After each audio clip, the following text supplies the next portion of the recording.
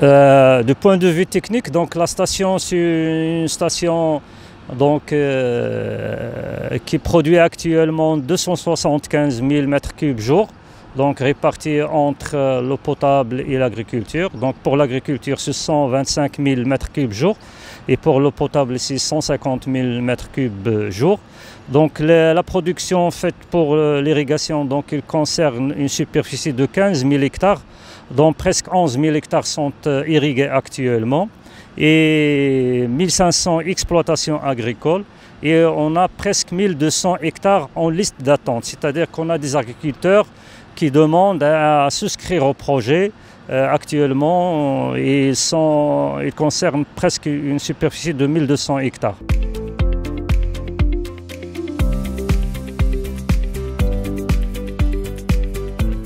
Effectivement, donc là on est dans une station qui utilise la technique d'osmose inverse, donc c'est l'une des techniques les plus poussées dans le domaine.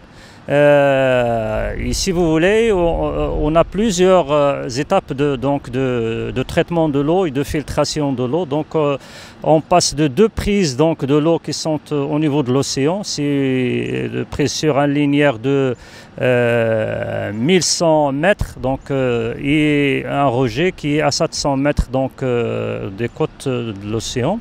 Après ces deux prises, donc, on a un dégrayeur donc, qui fait donc, la séparation des parties solides de plus de 3 cm. Après, on a des filtres rotatifs qui font donc l'élimination de tout ce qui est au-dessus de 3 mm. Et puis, on passe à une autre étape donc, de filtration automatique avant de passer à l'ultrafiltration, donc, qui est l'avant-dernière étape avant l'osmose inverse.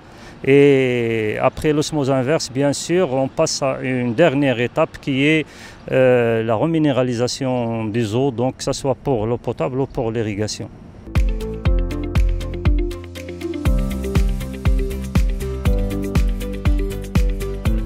On peut dire, alhamdoulilah, que la station a bien joué son rôle puisqu'il est venu à point nommé pendant une période où vraiment on vivait dans un stress hydrique assez poussé puisque les eaux de surface donc, manquaient au niveau du barrage Youssef Ben Tachfine, et puis la nappe aussi a connu une exploitation assez poussée. On était à un déficit de la nappe qui avoisine les 70 millions de mètres cubes.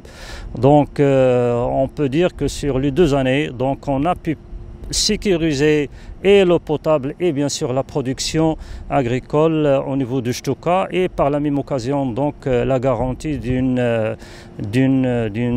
sécurité alimentaire pour les produits maraîchers pour notre pays et pour l'export.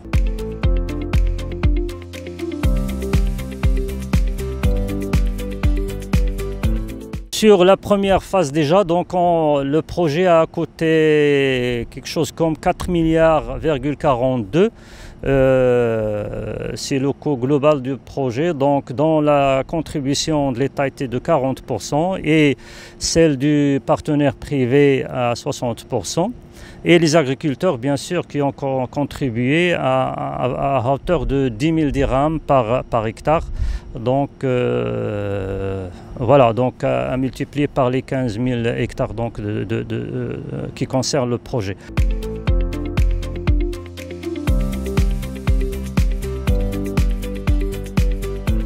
C'est une région qui a des atouts intéressants.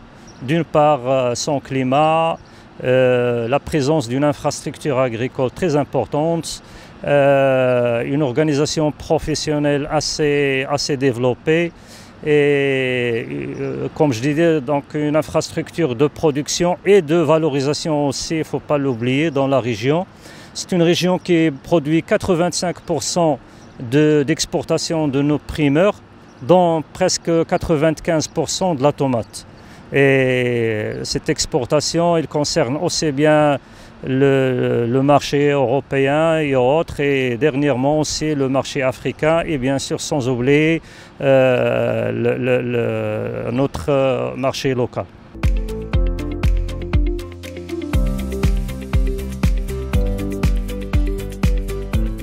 la faisabilité du projet est très justifiée parce que ça a permis de sauvegarder des investissements existants au niveau agricole, donc à hauteur de 3 milliards de dirhams. Et ça a permis aussi de maintenir, de protéger une valeur de la valeur ajoutée de presque 9 milliards de dirhams. Et au niveau social, bien sûr, ça nous a permis de maintenir presque 1 million de journées de travail annuellement au niveau de la région.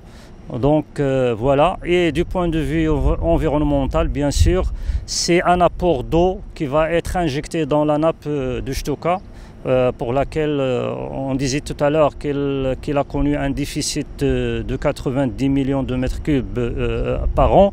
Avec le projet donc de dessalement, avec l'irrigation à partir des eaux dessalées, à terme donc on va pouvoir donc injecter quelque chose comme 70 millions effectivement de mètres cubes annuellement au niveau de cette nappe.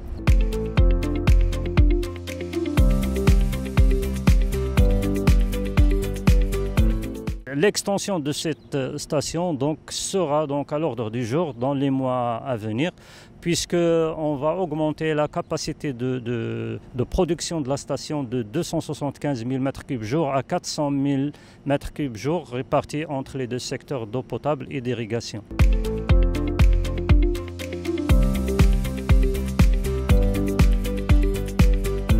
C'est un projet mutualisé entre deux secteurs qui est l'eau potable et l'agriculture. Et c'est un projet qui coûtait très cher, donc il fallait mobiliser assez d'investissements. Donc on a fait appel à ce type de montage, de réalisation de projet qui est le partenariat public-privé. Juste un petit rappel que notre région connaît déjà un autre projet en termes d'irrigation, celui de Gardanne, qui est un projet très réussi au niveau de la région de Gardanne. Donc c'est un deuxième projet pour nous au secteur d'agriculture qui est réalisé de la façon du partenariat public-privé. Et pendant ces 2 années et demie donc de vie du projet, on peut dire que ce type de projet donc, a montré toutes les qualités qu'on espérait.